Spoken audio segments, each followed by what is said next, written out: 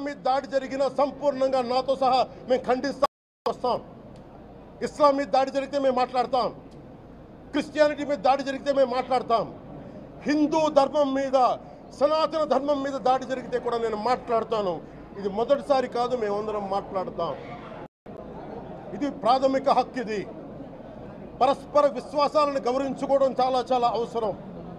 ఇది అందరికీ తెలియజేస్తున్నాను. ఇది దోషులకి కఠిన శిక్ష పడాలి. అలాగే ముఖ్యమంత్రి గారికి కూడా నేను తెలియజేసుకున్నాను, చంద్రబాబు నాయుడు గారికి కూడా క్యాబినెట్ మీటింగ్ జరగాలి, అసెంబ్లీలో చర్చ జరగాలి. అసలు టీటీడీ ట్రస్ట్లో ఎన్ని అవకతవకలు జరిగినాయి, దీని మీద కూలంకషంగా దీని మీద చర్చలు జరగాలి. అలాగే నిన్న అందరూ మీడియా పెద్దలు కూడా అడుగుతూ ఉన్నారు, అధిపతులు పత్రికాధిపతులు కూడా అడుగుతూ ఉన్నారు, మీడియా వారు కూడా అడుగుతున్నారు, దీన్ని సిబిఐకి తీసుకెళ్లాలా లేదా అనేది.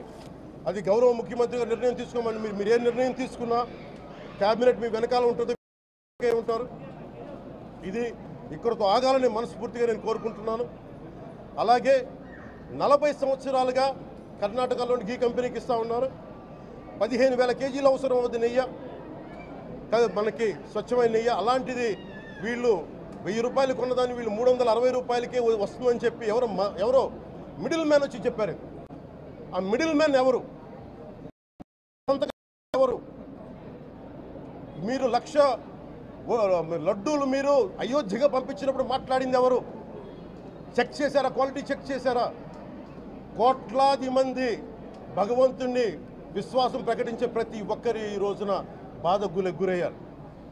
నాకు నిజంగా ఇంకో వేదన కూడా ఉంది. ఇది ఇంకొకరిని నిందించట్లా. తిరుమలలో ఉండే ఇంతమంది సేవ చేసుకునే వ్యక్తులు కానీ మీరందరూ హిందువులే కదా. మీరందరూ టీటీలో ఉండే వందలాది మంది ఎంప్లాయీలు, ఉద్యోగులు, వేలాది మంది ఉద్యోగులు, మీరందరూ ఏం చేస్తున్నారు? మీరు హిందువులు కాదా? మీరు స్వామివారికి అపవిత్రం జరుగుతూ ఉంటే మీరు కల్తీ నేచరు మీకు తెలిసి కూడా మీరు ఎందుకు కాముకున్నారు? భయపడ్డారా? వైసీపీ అంటే YV Subbareddy guarantee భయపడ్డారా? Dharmareddy guarantee భయపడ్డారా? ఏ స్వామి అయితే మీకు ఆశ్రయం ఇచ్చారో ఆ స్వామికి అపవిత్రం జరుగుతూ ఉంటే మీరందరూ కామ్గా కూర్చునే మీకు ఎలా వచ్చింది? మీకు ఇది నేను సాటి హిందువులను కూడా నేను ప్రశ్నిస్తున్నాను. దీంట్లో ఇది ముందుగా ప్రతి హిందువు గౌరవించాల్సింది. దీన్ని మీ మతాన్ని మీరు గౌరవించుకోండి ఫస్ట్. ప్రతి హిందూ నేర్చుకోవాలి. ఇది ప్రతి హిందూ ఆత్మపరిశీలన చేసుకోవాలి. మీరు బయటికి రావాలి. తప్పు జరుగుతూ ఉంటే కూర్చొని చేతులు కట్టుకొని మనకెందుకులే అంటే ఇలాగే ఉంటాయి. ఇది మారాలి. నేను కూడా దీంట్లో భాగమే కాబట్టి నిజంగా నాకు ఇన్ని సమస్యలు చెప్పారు ఇన్ని సంవత్సరాలుగా.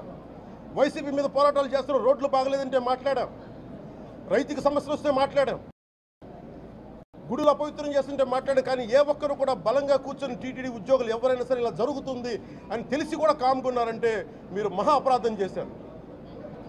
ఆ మహా అపరాధానికి నేను కూడా నాకు సంబంధం లేకపోయినా ఈరోజు నేను ప్రాయశ్చిత దీక్ష మొదలుపెట్టాను. ఈరోజు 11 రోజులు స్వామివారికి నేను క్షమాపణలు కోరుకుంటే దీక్ష తీసుకుంటున్నాను. ఇది మారాలి.